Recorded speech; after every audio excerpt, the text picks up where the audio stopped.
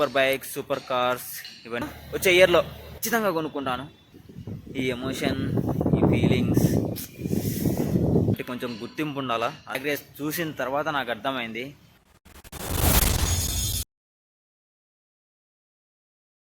Hello guys, welcome back to the new video AP boy in Karnataka. ఇప్పుడు vlog వచ్చేసి ఏంటంటే కనుక నిన్న మనం సండే డ్రాగ్ రేస్కి అయితే పోయినాము. అక్కడ డ్రాగ్ రేస్ చూసిన తర్వాత నాకు అర్థమైంది, డ్రీమ్స్, గోల్స్ ఇవన్నీ మనము మన లైఫ్లోకి తెచ్చుకోవాలంటే ఖచ్చితంగా మనకు జాబ్ చేస్తూ ఉంటే మనం సాధించలేం. మనమంటూ కొంచెం బిజినెస్ అయినా, లేదంటే యూట్యూబ్ అయినా స్టార్ట్ చేయడమైనా, లేకపోతే సోషల్ మీడియా అయినా, లేకపోతే వేరొక ఇన్ఫ్లుయెన్స్ దగ్గర నుంచి మనకు వస్తేనే అన్నమాట మనకు సూపర్ బైక్స్, సూపర్ కార్స్ ఇవన్నీ వస్తాయి. అలా అని చెప్పేసి జాబ్ చేసేటోళ్ళందరికీ తక్కువ శాలరీస్ అని చెప్పేసి నేను అన్నాను. కాకపోతే ఏంటంటే జీవితంలో మనకంటూ ఏదో ఒకటి కొంచెం గుర్తింపు ఉండాలా, అందరిలాగా లేకుండా అని చెప్పి నేను అనుకుంటానా. మరి వేరే వాళ్ళ గురించి నాకైతే తెలియదు. నేను చూసినప్పుడు ఆ డ్రీమ్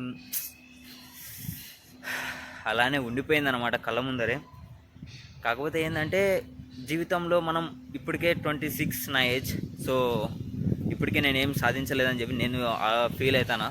నిన్న ఆ కార్స్, ఆ బైక్స్, ఆ డ్రాగ్ రేసు, ఆ వీలీ, బర్నౌట్ అంటే స్మోక్ వచ్చింది కదా, అదంతా చూసిన తర్వాత నాకు కనుక ఏదో కొంచెం ఫీల్ అనిపించా. జీవితంలో మనం కనుక ఏదో ఒకటి సాధించాలి ఖచ్చితంగా.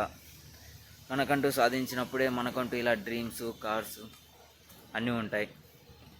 అందులో ఎన్ని రోజులు అని చెప్పి పక్కన వాళ్ళ బైక్స్ని చూసి అబ్బా ఏముందిరా బైకు అని చెప్పి అనే కన్నా, నా బైక్ను కానీ చూసి కొంతమంది బాగుంది బైక్ బ్రో అని చెప్పేసి నా బండితో కానీ సెల్ఫీ దిగాల, నాతో కానీ ఫోటోలు దిగాలని చెప్పి నాకు డ్రీమ్ అనేది ఉంది.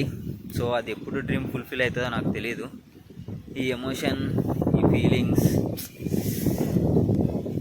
నెక్స్ట్ లెవెల్లో అసలు చెప్పలేకపోతున్నాను అనమాట. సో కాబట్టి లైఫ్లో అనేది మనకంటూ ఒక డ్రీమ్ ఉండాలా, నలుగురి దగ్గర పేరు ఉండాలా అని చెప్పి నేను అనుకుంటాను. ఇన్ని రోజులైతే నేను పట్టించుకోలేదు, కానీ ఇప్పుడు నేను పట్టించుకుంటాను.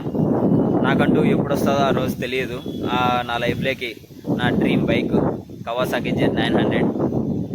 కానీ ఖచ్చితంగా జీవితంలో అయితే దాన్ని నేను సాధించుకుంటా అని చెప్పేసి నాకు నమ్మకం వచ్చింది. నేను ఆ డ్రాగ్ రేస్ చూసిన తర్వాత ఖచ్చితంగా నేను వచ్చే సంవత్సరం 110% నా తరపు నుంచి నేను బాగా హార్డ్ వర్క్ చేసి ఏం చేసైనా సరే నా జీవితంలోకి ఆ బండి అనేది తెచ్చుకుంటాను, ఖచ్చితంగా కొనుక్కుంటాను. At least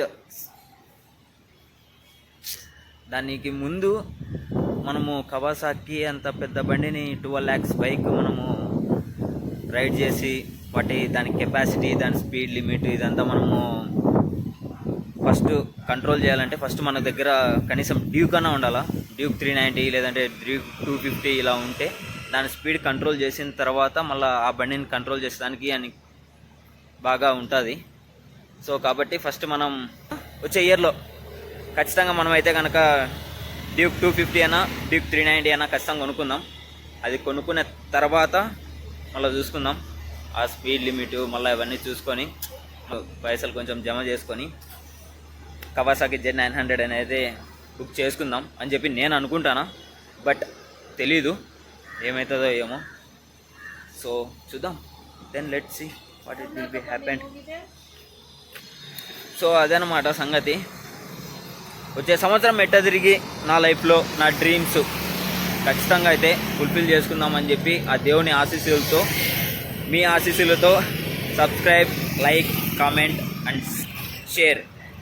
Thank you for watching this video.